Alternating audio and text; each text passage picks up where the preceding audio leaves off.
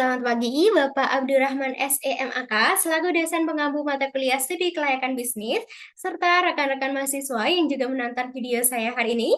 Perkenalkan, saya Helen Ella Melanti dari program studi S1 PJJ Manajemen Universitas Cyber Asia.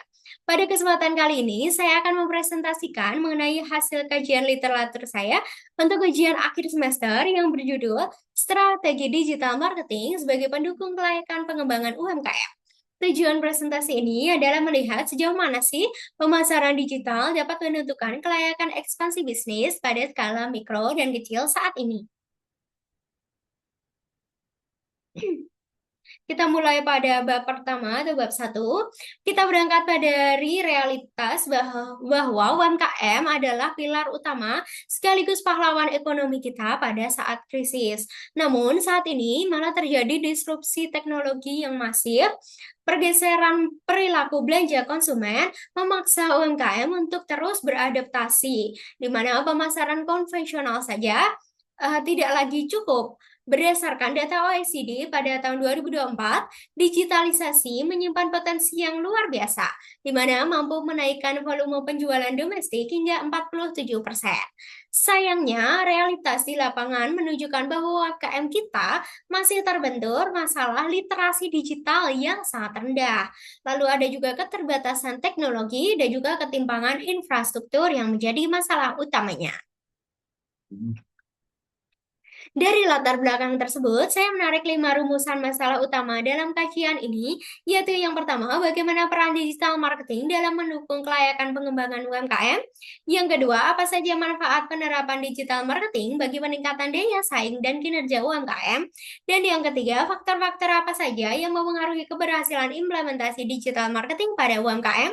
Dan yang keempat, apa saja tantangan dan hambatan yang dihadapi oleh UMKM dalam penerapannya. Dan yang kelima, ada strategi digital marketing apa yang paling efektif untuk mendukung keberlanjutan UMKM. Sejalan dengan rumusan masalah tersebut, maka tujuan dari kajian literatur ini adalah untuk mengidentifikasi peran dan juga menganalisis manfaat digital marketing pada aspek pasar, untuk mengkaji faktor penentu dan hambatannya, hingga akhirnya mampu menganalisis strategi pemasaran digital yang paling efektif sebagai rekomendasi konseptual. Lalu kita menuju ke bab kedua, yaitu kajian pustaka. Dalam menyusun kajian ini, saya menggunakan beberapa landasan teori. Yang paling utama yaitu teori Research Based View atau RBV, di mana dalam perspektif RBV, kemampuan digital marketing dilihat sebagai sumber daya strategis yang bernilai dan sulit sekali untuk ditiru, yang mampu menciptakan keunggulan kompetitif bagi masing-masing UMKM.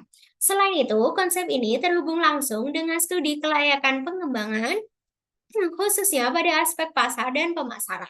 Digital marketing memastikan sebuah rencana bisnis itu layak dijalankan karena ia memberikan data yang real terkait perluasan akses dan visibilitas. Lalu kita menuju ke bab ketiga, yaitu pembahasan dan analisis. Masuk ke bab ketiga, yaitu pembahasan. Yang pertama, bab ketiga titik satu, yaitu peran digital marketing dan dari aspek kelayakan. Yaitu apa sih peran sebenarnya dari digital marketing terhadap aspek kelayakan? Pertama, ia memberikan perluasan tanpa batas, di mana jangkauan pasar tidak lagi dibatasi oleh geografi, dan mempermudah juga komunikasi dua arah. Lalu yang kedua, yaitu ia memberikan indikator real, yaitu metrik dari sosial media atau e-commerce adalah data aktual mengenai minat konsumen yang sangat krusial untuk menganalisis aspek pasar. Sebagai validasi empiris dari literatur, kita bisa melihat contoh UMKM di Palangkaraya, yaitu tempat keberadaan saya saat ini, di mana jejak analitik penjualan online mereka bisa menjadi bukti valid kelayakan usaha pada saat pengajuan pembiayaan. Nah, lalu yang titik dua yaitu manfaat penerapan bagi UMKM, di mana manfaat penerapannya dibagi menjadi 3 pilar utama, yaitu pertama, meningkatkan daya saing, di mana promosi berbiaya rendah memungkinkan UMKM untuk bersaing secara asimetris dengan perusahaan-perusahaan besar. Nah, Lalu yang kedua yaitu kinerja pemasaran, di mana hal ini memungkinkan personalisasi pesan yang kuat sehingga tingkat konversi atau closing penjualan itu dapat meningkat secara tajam. Dan yang ketiga yaitu kinerja finansial, di mana pada akhirnya semua ini bermuara pada peningkatan skala penjualan dan yang menjaga keberlanjutan cash flow UMKM. Namun, faktor keberhasilan ini tidak terjadi secara otomatis. Terdapat faktor-faktor penentu keberhasilan utamanya, yaitu yang pertama yaitu literasi digital. Sehebat apapun alatnya, jika pemahaman dasarnya kurang, maka tidak akan berjalan secara maksimal. Lalu faktor lainnya yaitu ketersediaan SDM yang kompeten secara teknis, kesiapan infrastruktur perangkat dan internet, modal awal untuk eksekusi, dan juga agility atau kecepatan UMKM untuk merespon berbagai tren digital yang ada. Di sisi lain, implementasi di lapangan masih menemui hambatan yang cukup berat. Banyak dari pelaku usaha yang mengalami defisit keterampilan data bisa memposting tapi tidak bisa membaca metrik dari evaluasinya. Ditambah lagi dengan krisis ketersediaan SDM terampil di level mikro, keterbatasan modal iklan, serta ketimpangan infrastruktur internet di wilayah luar perkotaan yang masih sering menjadi kendala. Nah, kita ke titik 5, yaitu strategi digital marketing yang terukur.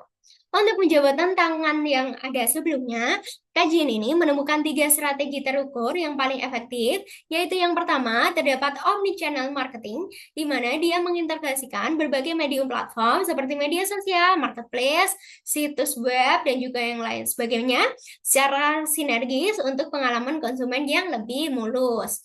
Nah, di sini UMKM itu jangan hanya bertumbuh pada satu platform saja, melainkan perlu untuk mensinergikan berbagai platform secara sekaligus. Lalu yang kedua yaitu konten marketing terarah. Nah, hal ini merupakan langkah untuk memadukan pendekatan hiburan atau entertainment dengan edukasi juga untuk mengunci ketertarikan audiens dalam jangka panjang dan juga membangun loyalitas konsumennya. Jadi harus menggunakan konten yang mengedukasi sekaligus juga menghibur konsumen. Dan yang ketiga yaitu search engine optimization atau SEO, yaitu melakukan optimasi teknis dan kata kunci agar bisnis mudah ditemukan di mesin pencarian secara organik, yaitu yang dimana dapat mengurangi ketergantungan pada biaya iklan berbayar. Nah, lalu kita menuju ke bab keempat, yaitu kesimpulan dan saran. Untuk 4.1 yaitu kesimpulannya, kajian ini menegaskan bahwa digital marketing memegang peran sentral dalam kelayakan pengembangan usaha saat ini. Manfaatnya sangat signifikan untuk rasio penjualan dan juga brand image. Namun, syarat keberhasilannya mutlak membutuhkan literasi digital dan juga infrastruktur yang memadai. Strategi pendekatan seperti omnichannel yang dipadukan dengan konten marketing merupakan formulasi yang paling ideal untuk dilakukan saat ini oleh UMKM yang masih mikro. Nah, untuk sarannya, sebagai rekomendasi akhir, pertama bagi pelaku UMKM, diharapkan untuk lebih proaktif untuk meningkatkan kecakapan atau pengetahuan literasi digitalnya secara pribadi, dan juga mengelola pemasaran online secara terencana, konsisten, serta adaptif.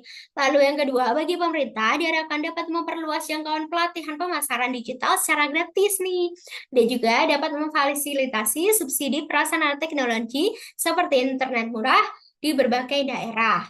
Lalu yang ketiga, untuk lembaga akademis seperti perguruan tinggi dan inkubator bisnis, dinilai perlu untuk terjun langsung dalam memberikan bimbingan teknis atau mentoring bagi pengelolaan bisnis digital di masyarakat.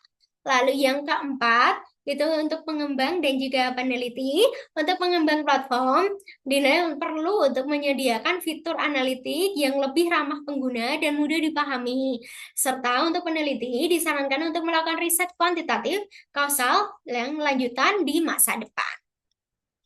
Demikian presentasi dari saya mengenai strategi digital marketing sebagai pendukung kelayakan bisnis UMKM. Semoga kajian ini dapat memberikan insight bagi kita semua dalam memajukan UMKM di Indonesia. Terima kasih banyak atas perhatian dan waktu dari Bapak Ibu sekalian dan rekan-rekan yang sudah menonton video saya. Saya ucapkan terima kasih. Wassalamualaikum warahmatullahi wabarakatuh. Bye-bye.